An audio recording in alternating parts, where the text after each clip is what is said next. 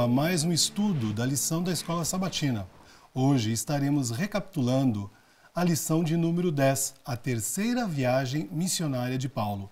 Lembrando a todos em casa que você pode ter acesso a todas as lições. Basta você utilizar o site que aparece aí na sua tela, mais.cpb.com.br. Para esta lição, nós temos duas convidadas muito especiais. A nossa irmã Rita Abreu, que é a nossa missionária bíblica, e Regiane França. Obrigado por estarem conosco. É um prazer estar aqui. Muito obrigada. Que bom. Irmã Rita, para nós iniciarmos a nossa lição, nós vamos primeiro nos dirigir a Deus em uma oração. E vamos pedir à nossa amiga Regiane que assim o faça. Vamos nos dirigir a Deus? Vamos. Querido Senhor, obrigada, Senhor, por mais esta manhã. Obrigada, Senhor, por mais esse santo sábado. Amém. Pedimos, meu Pai, que neste momento Tu nos orientes, Senhor, para que possamos repassar a lição desta semana. Uma lição muito importante, Senhor, que irá, Senhor Jesus, nos orientar de como devemos proceder em muitas situações. Perdoa as nossas falhas, permanece conosco, Senhor. É o que nós lhe pedimos por amor, em nome de Jesus. Amém. Amém. Essa terceira viagem missionária é muito importante e estamos estudando de Paulo, um homem de uma grande estatura espiritual, alguém que era capaz de dizer: minha vida não vale tanto quanto a obra que eu tenho, que me foi dada por Jesus Cristo, a obra de levar aos outros a graça de Deus. Este homem era capaz de percorrer 2.400 quilômetros somente para levar a força, o amor e o evangelho às pessoas. E esta é a terceira viagem, é a viagem na qualidade de homem livre. Posteriormente, Paulo será preso. Cabe a nós saber, nós como livres, também temos as nossas missões e também temos a nossa liberdade de escolher levar a Deus a todas as pessoas. Vamos começar essa lição desta manhã conversando sobre uma cidade, a cidade de Éfeso, o ano 53 depois de Cristo. Muitas vezes nós pensamos que Éfeso era uma cidade que não tinha muita importância, então deveria ser fácil pregar lá. Não, não. Éfeso era a quarta cidade mais importante do Império. Era uma cidade de mais de 250 mil pessoas, uma cidade estruturada. Ela lembrava entre Brasília e Rio de Janeiro, bonita e funcional. Tinha centros comerciais, tinha centros históricos, tinha centros cívicos, tinha área habitacional, porto, teatros. Era uma região muito culta. E é lá que Paulo encontra uma outra pessoa, a obra, melhor dizendo, de uma outra pessoa, que foi de um jovem chamado Apolo, da Alexandria. Irmã Rita, quem é esse Apolo e qual a obra que ele deixou na cidade de Éfeso? Então, Apolo era um jovem bastante culto também, né? E muito comprometido com a verdade que ele conhecia. Enquanto Paulo ainda estava se dirigindo para Éfeso, Apolo chegou em Éfeso. E lá ele pregou com grande poder, e assim, de impressionar as pessoas sobre o conhecimento que ele tinha. Mas duas pessoas que estavam assistindo à pregação de Apolo perceberam que esse conhecimento era muito específico sobre o Antigo Testamento, porque Apolo era um ex-seguidor de João Batista, era um ex-discípulo de João Batista. E esse casal que assistiu essa pregação de Apolo chamava-se Áquila e Priscila. E eles então chamaram Apolo, e tudo aquilo que eles tinham aprendido com o apóstolo Paulo numa ocasião anterior, eles passaram esses ensinamentos para Apolo. E passaram porque Apolo, inclusive, conheceu Jesus aqui, enquanto Jesus esteve nesse mundo. Só que no momento da paixão de Cristo, da crucificação de Jesus, e no Pentecostes, 50 dias depois, Apolo tinha voltado para Alexandria, provavelmente. Então ele não acompanhou os últimos acontecimentos. E ele não tinha conhecimento sobre a justificação pela fé, a salvação, né, pela graça, o poder do Espírito Santo. E foi sobre isso que Priscila e Áquila doutrinaram Apolo. E ele então, a partir daí, ele foi assim um instrumento extraordinário de Deus. Esse casal deu inclusive uma carta de recomendação, porque o objetivo de Apolo era ir para Corinto pregar o Evangelho, e lá ele foi com essa carta de recomendação, e foi assim, provocou um impacto muito grande sobre aquela população, e a igreja de Corinto se desenvolveu muito sobre o pastoreio, inclusive de Apolo, né? E a história, um outro evento que a gente tem na continuação dessa história é que a história de Apolo está relacionada a passagem que nós encontramos em Atos 19, 1 a 5, onde nós vemos Paulo rebatizando pessoas. E aí é uma questão, às vezes até polêmica, porque as pessoas, por um zelo religioso, acham que se forem rebatizadas, elas estão negando o batismo anterior. Mas a gente precisa entender primeiro o que é o batismo. O batismo, uma das condições para ser batizado é que a pessoa se arrependa. Esse arrependimento vai fazer com que haja na pessoa uma mudança de mente, uma mudança de propósitos, né, diante da nova verdade vital conhecida. Então aqui, essas pessoas, inclusive no número de 12 pessoas, as pessoas que foram rebatizadas por Paulo, Paulo quando chegou a Éfeso encontrou essas pessoas que eram também ex-seguidores de João Batista, ex-discípulos de João Batista, que já tinham sido batizados por João Batista. Veja que interessante, o mesmo que batizou Jesus. Muito interessante isso. Não é? Sim. E aí, Paulo, quando chega, encontra essas pessoas, e provavelmente o assunto era esse, porque Paulo pergunta, vocês receberam o Espírito Santo quando foram batizados? E qual foi a resposta? Nós nem sabíamos que havia o Espírito Santo. Então Paulo ensina para eles sobre isso, mostra a importância, e eles são rebatizados. Por que o rebatismo? Porque eles precisavam declarar publicamente, principalmente para Deus, que eles aceitavam essa nova verdade vital apresentada por Paulo, e que eles se comprometiam de pregar esse novo conhecimento que eles tinham adquirido. Mas para isso, eles precisavam do quê?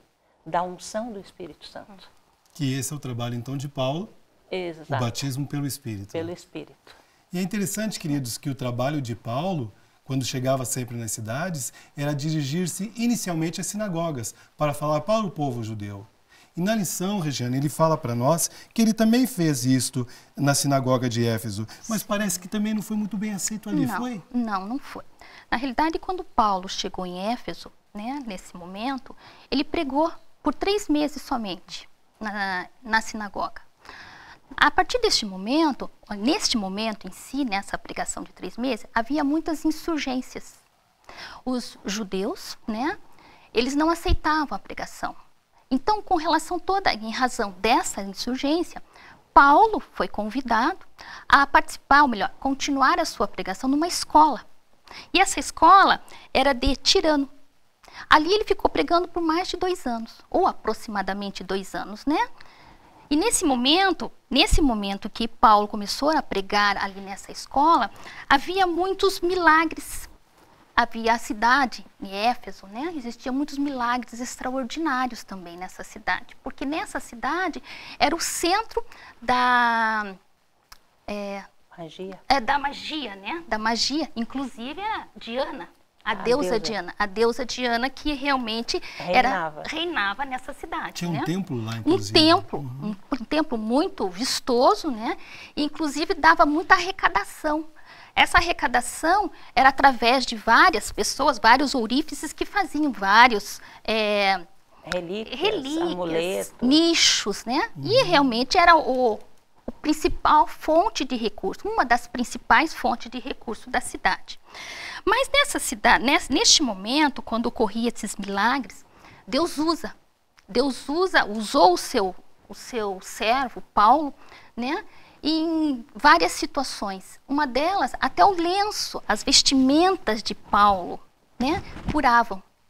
Você veja como Deus é poderoso. Assim como Jesus, né, curou através do toque de uma pessoa, uma mulher enferma que estava com hemorragia, só no ele tocar na vestimenta dela, trocar na vestimenta de Jesus, ela foi curada, imediatamente curada. Tanto é que Jesus diz o quê? Alguém me tocou. Saiu o poder dele, apesar de toda aquela multidão estar junto ali, apertando Jesus na época, né? E Paulo, uma pessoa ungida pelo Senhor, com propósitos, né? Propósito do quê? De divulgar a palavra de Deus. O que acontecia? Deus tão maravilhoso que o lenço, a vestimenta, o tocar, né? Fazia com que o quê? As pessoas sejam curadas, né? Mas existiam essas oposições porque no caso, os judeus da época, que não aceitaram, assim, não só os judeus, como também os gentios, né, que eram servidores que adoravam a deusa Diana. Inclusive, numa ocasião, era Demétrio, que fez todo um arrebanhamento de pessoas que eram do mesmo ofício que ele, sabe? Que realmente foi contra Paulo, pelo simples fato que Paulo pregava o quê?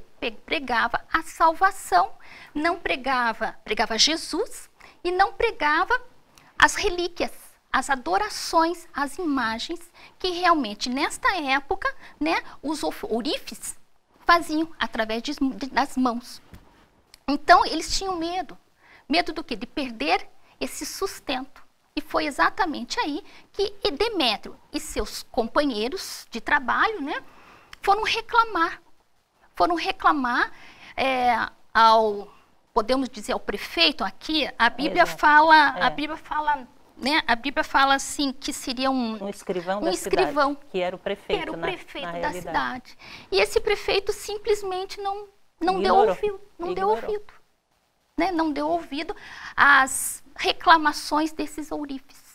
Né? Que, claro, não só os orífices, ali se juntou todo um grupo. Podemos dizer então, Regiane, que mais uma vez o homem ganancioso acaba querendo influenciar no trabalho e dificultando o trabalho do pregador pela ganância humana. E o que eles tentaram fazer ali foi, a questão era financeira. Sim. Porque eles não queriam, porque o comércio em Éfeso era muito grande em função da deusa que era adorada, Diana ou Ártemis, né? E tinha lá o templo dela, como a Regiane citou, que era uma das maravilhas do mundo antigo, mas eles não queriam que mexesse no bolso deles. Exato. Só que eles colocaram como uma questão religiosa.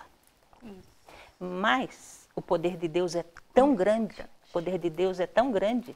que não existe situação ou pessoa que Deus não possa usar para que a verdade dele, para que o poder dele seja exaltado. É verdade. Irmã Rita, vamos viajar um pouco mais? Vamos até Troade. Sim, Fala para nós um pouquinho dessa cidade de Troade, de uma reunião em específico que aconteceu no terceiro andar de uma casa, em que Paulo falou durante muito tempo para o povo. O que aconteceu nessa reunião, irmã? Então, após esse alvoroço que Demétrios causou lá em Éfeso, né, Paulo decidiu sair da cidade, porque o ambiente ali não era propício para ele, não para ele propriamente, mas para o evangelho, para a obra.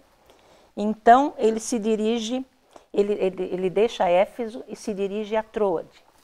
E lá ele reúne as pessoas, os irmãos na fé, e como ele ia viajar na manhã seguinte, Paulo falou até altas horas da noite. E aí, o que acontece? Eles, inclusive, naquela reunião, eles jantaram, né, porque a Bíblia diz que eles partiram o pão, e isso, na expressão no original grego, significa uma refeição comum, né? E ali quando diz, essa passagem está em Atos 20, versos 7 a 12, ali diz que Paulo reuniu os irmãos para exortar. No grego, no original grego, essa palavra significa dialogar. Ele não estava fazendo um sermão, eles estavam fazendo os últimos acertos, porque Paulo ia viajar, ia sair da cidade na manhã seguinte. E aí, um jovem de aproximadamente entre 14 e 17 anos, a Bíblia não precisa muito bem a idade dele, mas sabe-se que era um adolescente, ele acabou dormindo na janela, porque muitas lâmpadas, muitas lamparinas e aquela fumaça fez com que ele, e o sono que o jovem normalmente tem, fez com que ele dormisse na janela e ele caiu da janela. E quando chegaram lá embaixo, o jovem estava morto. E aí, Paulo desceu, né, e segurou o jovem e disse, não se preocupe, porque o jovem já estava morto há cerca de 20 minutos. E ele disse, não se preocupe, porque existe vida nele. E esse jovem ressuscitou. Então, mas a questão, Júlio, é que esse texto, ele serve de base para, a gente pode até chamar de uma heresia, de achar que, porque Paulo reuniu os irmãos nesse horário, para comerem juntos e para dialogarem sobre os assuntos da igreja naquele local, fez do domingo, porque eles se reuniram no domingo, fez do domingo o dia santo. Só que nós temos no Novo Testamento 8 passagens que falam do primeiro dia da semana, que é o domingo, porque o único dia que tem nome na Bíblia é o sábado. Quando Deus se refere ao domingo, ele fala o primeiro dia da semana, né? Então, lá no Novo Testamento, a gente tem 8 passagens sobre isso, mas sempre relatando apenas alguma coisa que aconteceu no domingo. Por exemplo, em Lucas 24, no verso 1, o que é que a gente tem lá? No primeiro dia da semana, alta madrugada, Jesus ressuscitou. Mas isso não faz do domingo um dia santo.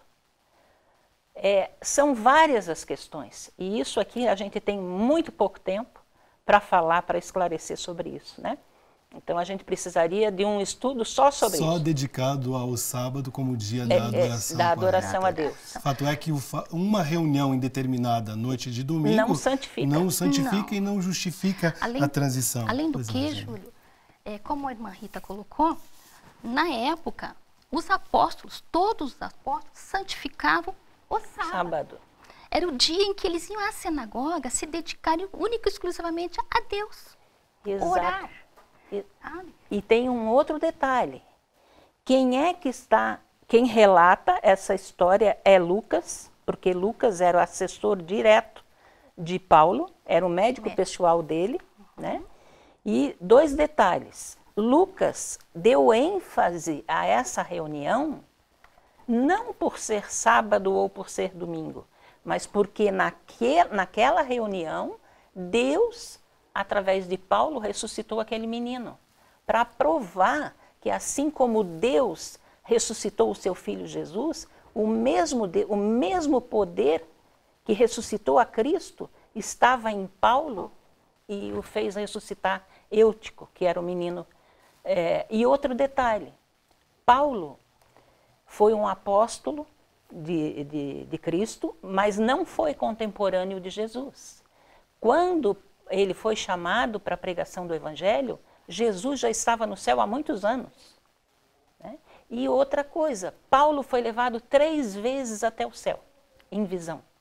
3 vezes em espírito, como ele diz. É um poder muito grande muito demonstrado grande por Deus nele. Veja, se houvesse sido aprovada essa mudança por Deus lá no céu, o primeiro a ser informado seria o apóstolo Paulo. E ele teria relatado. E ele teria relatado. E esse Paulo, ele viaja para Mileto, uma cidade também portuária, que 400 anos antes de Cristo já tinha até muitos teatros, uma cidade muito desenvolvida.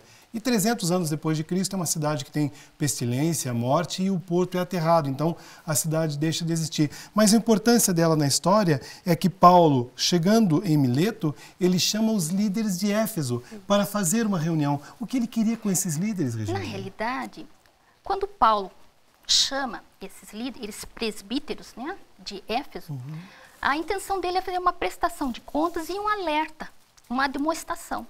Então, ele introduz todo um discurso, prestando conta o que fez e tudo mais, nessa carreira que ele tinha, porque a intenção dele era ir a Jerusalém, inclusive, se possível, participar do Pentecostes, né? Então, nessa época, quando Paulo chamou os presbíteros, ele simplesmente fez a prestação de contas. Essa prestação de contas não seria uma prestação de contas remuneratória, financeira, e sim uma prestação de contas espiritual. O que Deus, usando Paulo como instrumento, tá, estava fazendo para a divulgação do Evangelho. E ali ele exorta, ele admoesta, né? Com o quê? Por quê? Porque ele pensa, Paulo, sentindo nessa situação, ele diz, não, quando eu me for e não estiver, né, próximo a vocês, com certeza na igreja haverá lobos. Esse lobos que ele quer dizer, inclusive é muito claro ele dizer, penetrarão lobos ferozes. Isso está no capítulo 20, né, 29. Porque esses lobos seriam os falsos mestres.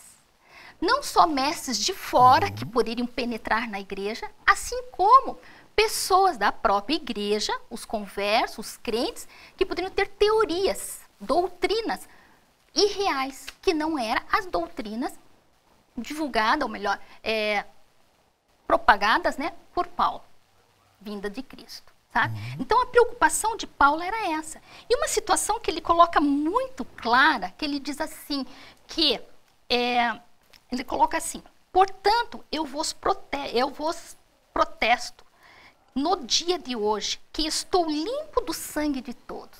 Ou seja, cumpri o que eu tinha que cumprir. Era um homem de consciência limpa. Exatamente. Ele disse assim, o que eu tinha que fazer a vocês, através do poder que Deus me deu, eu fiz. Agora eu só estou te alertando a vocês que continuem essa caminhada conforme os ensinos de Jesus. E esse homem de consciência limpa, esse Paulo, viaja para Tiro e Cesareia. E os irmãos em Tiro, inclusive, o alertam para que não continue a viagem até Jerusalém. Do que eles temiam tanto, irmã Rita? O que acontece em Tiro e Cesareia nesse sentido? Então, Lucas relata essa viagem de forma bem detalhada, né, para Tiro e Cesareia, em função do que esperava, do que estava à frente de Paulo. A preocupação era muito grande, porque Paulo, ele era, não vou usar o termo odiado, mas hostilizado. Não deixavam dúvidas quanto a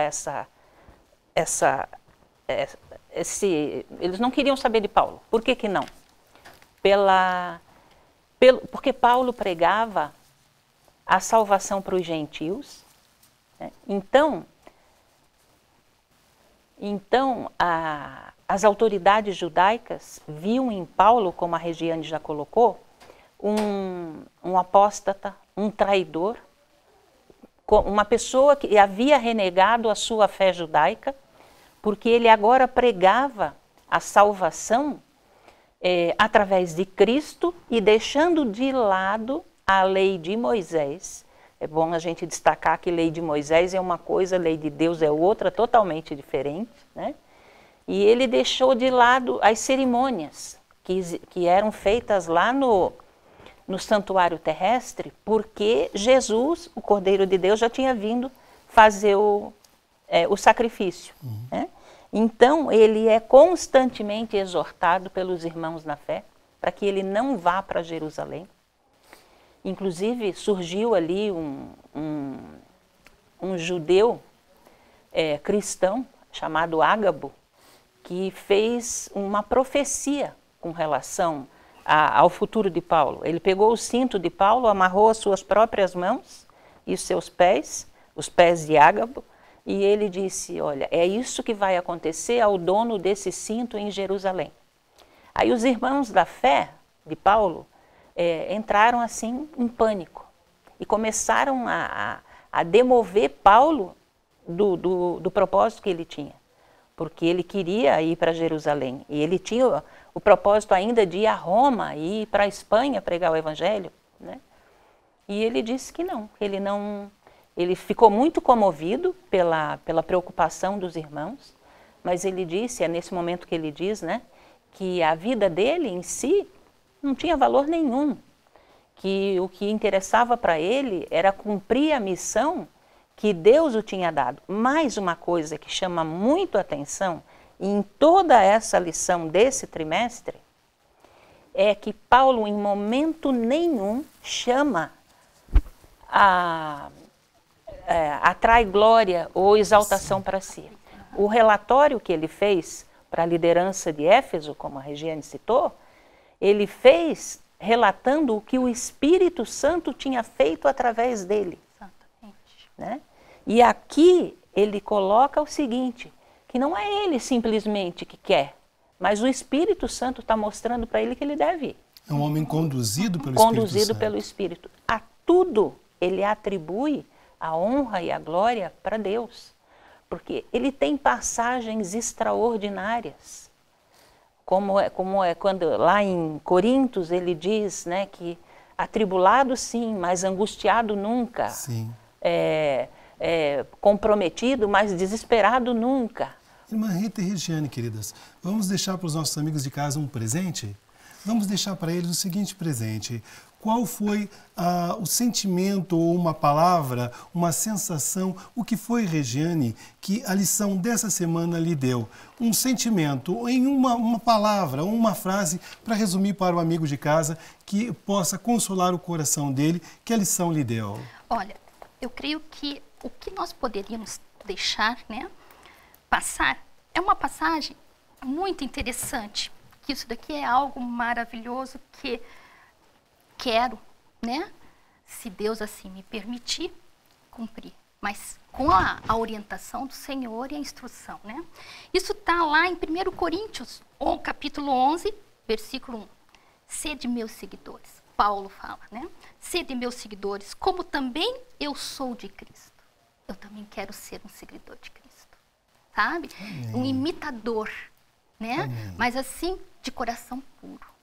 Então, isso é o que eu desejo a todos os nossos irmãos fiéis, né? Que seja um imitador genuíno de Cristo. E é isso que vale a pena. Amém. É o sentido Amém. da vida. Irmã Rita? Então, Paulo descobriu o verdadeiro sentido da vida dele no serviço a Deus. Esse é o sentido da minha vida. Abaixo de Deus, o que eu mais amo é o trabalho do Senhor. Né? E porque é maravilhoso você poder falar o tempo todo do amor de Deus, levar esperança para as pessoas. E eu quero ler só um textozinho pequenininho para dar essa esperança para aqueles que nos ouvem, para aqueles que nos assistem e para cada um de nós que estamos aqui. Paulo diz assim, ó, em tudo somos atribulados, porém não angustiados. Perplexos, porém não desanimados. Perseguidos, porém não desamparados. Né? Abatidos, porém não destruídos. E ele diz, eu criei, por isso eu falei.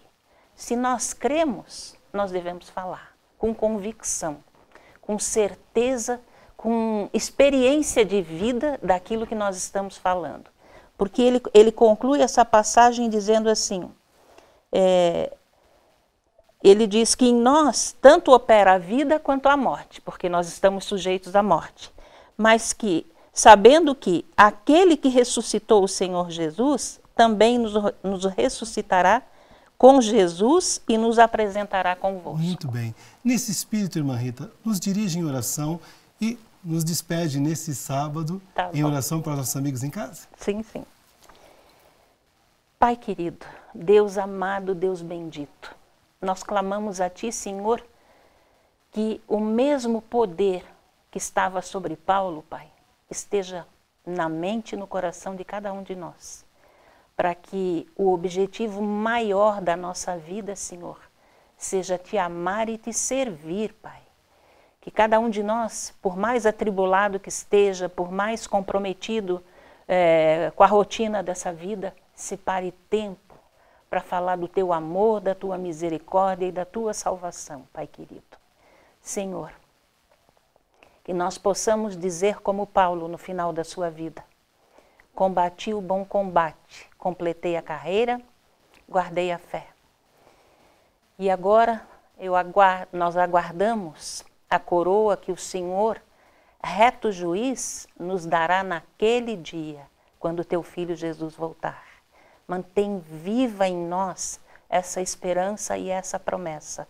É o que nós Te pedimos e Te agradecemos. No nome santo e doce do Teu Filho Jesus. Amém, Senhor. Amém. Amém, Pai. Obrigado, irmã Rita. Obrigado, Regiane. E obrigado a você em casa por ter estado conosco. É isso. Um abraço. Até a próxima.